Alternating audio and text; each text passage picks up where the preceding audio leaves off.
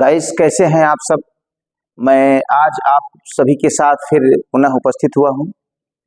मेरा नाम डॉक्टर दीपक त्रिपाठी है और आप सभी से फिर से पुनः एक नए टॉपिक के साथ, एक नए आयाम के साथ जुड़ रहा हूं।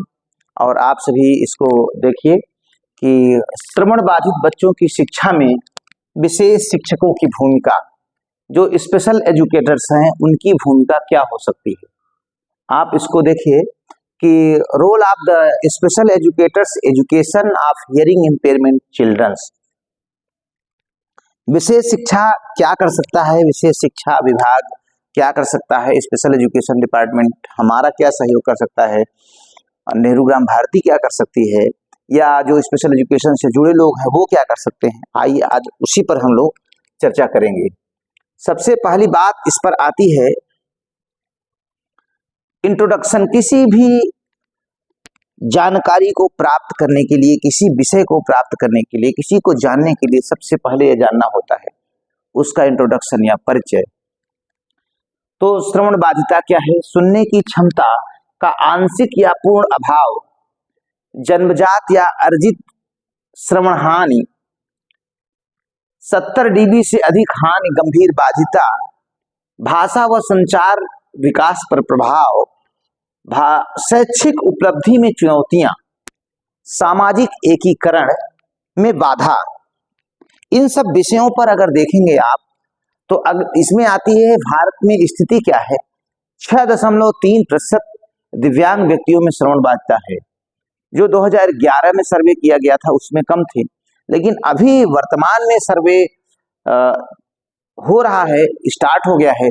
और उस सर्वे में आप लोगों से निवेदन है कि अगर दिव्यांगता है तो उसमें जरूर बताएं, क्योंकि वो एकदम वैलिड तरीके से हो रहा है, तो उसमें आप लोग बताएं जिससे दिव्यांग जनों को उसका लाभ मिल सके। 50 लाख बच्चे श्रवण बाधिता से प्रभावित हैं, उनमें पूर्ण श्रवण बाधिता नहीं है लेकिन वो प्रभावित हैं कहीं ना कहीं से। ये 72% ग्रामीण क्षेत्र में पहुंच की कमी है। जैसा कि मैंने बताया कि हम लोग अभी सर्वे पूर्णतया हम लोगों को करना चाहिए या समाज को बताना चाहिए, करके दिखाना चाहिए कि जिससे उसमें जानकारी हो सके। और जो स्पेशल एजुकेटर्स हैं उनकी संख्याएं आरसीआई में अभी बहुत कम रजिस्ट्रेशन है।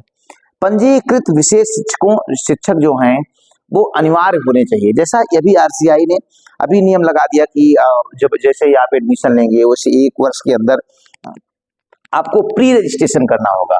प्री रजिस्ट्रेशन बहुत जरूरी है। प्री रजिस्ट्रेशन अगर किया जाए तो कहीं कुछ हद तक स्पेशल एजुकेटर्स आरसीआई के डेटा में आ पाएंगे कि भारतवर्ष में कुल कितने हमारे स्पेशल एजुकेटर्स हैं जो शिक्षा ग्रहण कर रहे हैं। शिक्षा ग्रहण करके कहाँ जा रहे हैं, वो इस मुख्य धारा से जुड़ रहे हैं या इस मुख्य धारा को छोड़ रहे हैं, तो इसको भी हमको जानना होगा। तो आइए हम अगले स्लाइड पर चलते हैं। विशेष शिक्षक की प्रमुख भूमिकाएं क्या हो सकती हैं। स्पेशल एजुकेटर्स जो हैं उनकी भूमिकाएं बहुत अधिक हैं। सबसे पहले काम वो क्या क्या करते हैं? निदान एवं मूल्यांकन, शैक्षिक योजना, संचार शिक्षण, परामर्श सेवा, सहायक तकनीकी और समावेशन। 6 विषयों को वो लेके चलते हैं। वो इन 6 विषयों को वो कवर करते हैं। सबसे पहले श्रवण हानि की पहचान करते हैं सर्वे के माध्यम से या किसी भी व्यक्ति के माध्यम से, विद्यालय के माध्यम से, सामाजिक कार्यकर्ता के माध्यम से या प्रधान के माध्यम से, ग्रामीण अंचल में, शहरों में, या किसी डेटा के माध्यम से, किसी व्यक्ति के सहयोग से। और स्तर का निर्धारण होता है कि प्रोफाउंड है या माइल्ड है या मॉडरेट है या सीवियर प्रोफाउंड है, तो इसको वो देखता है। फिर जैसे आपने देखा होगा कि रिसोर्स रूम बने हुए हैं, उत्तर प्रदेश सरकार ने बनाया है, भारत सरकार ने बनाया है, विभिन्न स्थानों पर रिसोर्स रूम बने हुए हैं। यदि रिसोर्स रूम हो तो रिसोर्स रूम का लाभ बच्चों को मिलता है। तो परामर्श सेवा केंद्र बना है। परिवार व विद्यालय मार्गदर्शन, परिवार भी मार्गदर्शन करता है, विद्यालय भी मार्गदर्शन करते हैं और वो सेवा परामर्श के माध्यम से उनका मार्गदर्शन होता है। परामर्श मीन्स वो दिव्यांगता को कैसे कम किया जाए, इनको कैसे बताया जाए, इनको कैसे, कहाँ पर इनको लाभ मिल सकता है, इसके बाद आती है शैक्षिक योजना। तीसरी बात शैक्षिक योजना पर आती है तो उसमें सबसे जरूरी है आईईपी निर्माण, वैयक्तिक शैक्षिक योजना। अगर हम आईपी का निर्माण कर लेते हैं, केस हिस्ट्री का निर्माण कर लेते हैं, तो बच्चे के बारे में हमको पूर्ण जानकारी मिल सकती है या हो सकती है, और बच्चे में क्या लाभ होना चाहिए, बच्चा कहाँ तक सीखा है, बच्चे को हमको क्या सिखाना है और बच्चे को हमको कहाँ तक ले जाना है। उसमें पूर्व ज्ञान, वर्तमान ज्ञान और हमारा लक्ष्य निर्धारित होता है। 3 पार्ट में हम आईपी में बांटते हैं।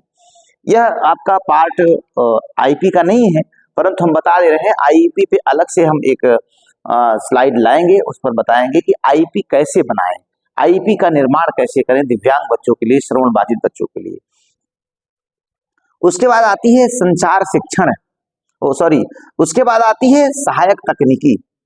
श्रवण यंत्र है, अगर कान की मशीन लगाई जाए, श्रवण यंत्र का उपयोग किया जाए, तो एफएम सिस्टम का उपयोग किया जाए।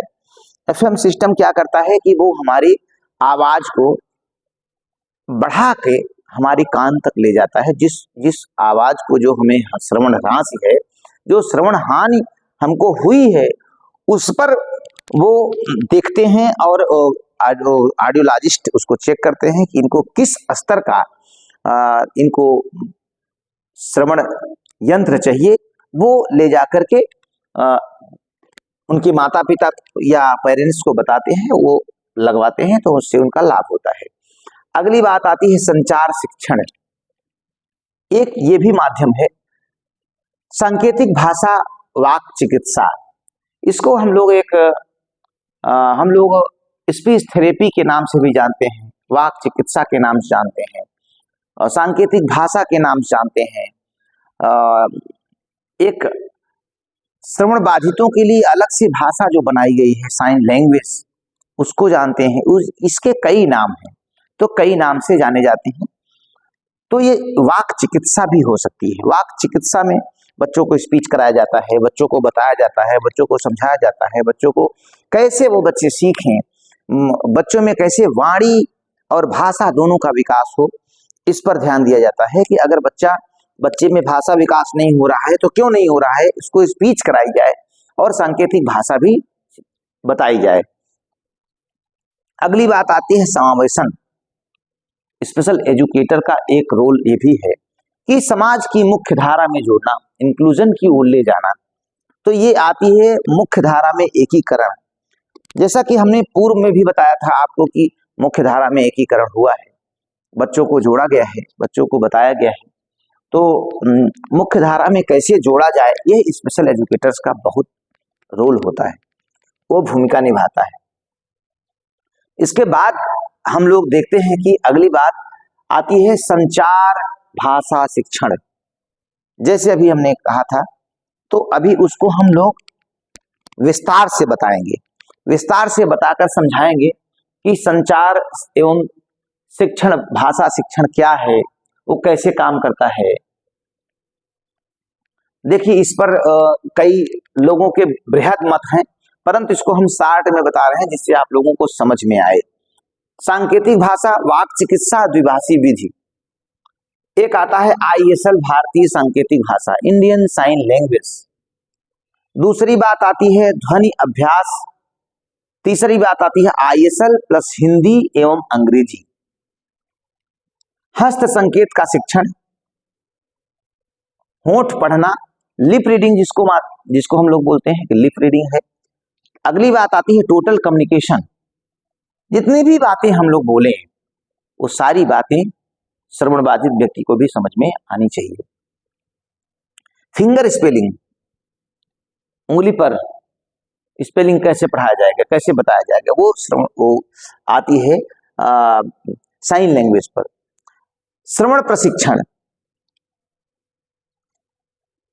क्यूज्ड स्पीच, भाव भंगिमा। भाव भंगिमा आप लोगों ने देखा होगा कि जैसे हम किसी से मिलते हैं तो भाव भंगिमा उसका कैसे है। अगर वो गुस्से में है जिसको चेहरे के हाव भाव से हम लोग जान जाते हैं, चेहरे को देख कर समझ जाते हैं कि ये कैसे जानना चाहते हैं, कैसे क्या बोलना चाहते हैं, क्या हमको समझाना चाहते हैं, वो बात समझ में आती है। अगर आती है श्वास नियंत्रण। ऐसे बच्चों में जो श्रवण बाधिता से संबंधित होते हैं बच्चे, इन बच्चों में श्वास का नियंत्रण नहीं होता। जैसे हम लोग कितने देर में श्वास निकालना है, कितने देर में बोलना है, कितने देर में हमारे ये अक्षर निकलेंगे, कौन तालु से निकलेंगे, कौन जीभ से निकलेंगे, कौन ओठ से निकलेंगे, कौन से दांत के बीच से निकलेंगे, कौन से हमारे वोकल कार्ड से निकलेंगे, इन सब चीजों को जानना होता है। पठन एवं लेखन, पढ़ना और लिखना। अगली बात आती है आयसल व्याकरण, वाक लय अभ्यास, दृश्य श्रव्य सामग्री। यह ऐसी अंतिम बात है कि इस सामग्री से हम बहुत कुछ समझ सकते हैं, बहुत कुछ जान सकते हैं। इससे अगर हम जानने का प्रयास करें तो हम कुछ चीजें ऐसी होती हैं जिसको दिखाइए और बोलता भी रहे, चित्र भी हो, वीडियोज भी हो, ऑडियोज भी हो, अगर दोनों चीज होते हैं तो वो बहुत अच्छे से बात समझ में आती है। तो हम आज संचार एवं भाषा शिक्षण तक बात करते हैं विषय शिक्षा पे। अगली हम वीडियोज में मिलते हैं आप सभी से, तब तक के लिए जय हिंद, जय भारत।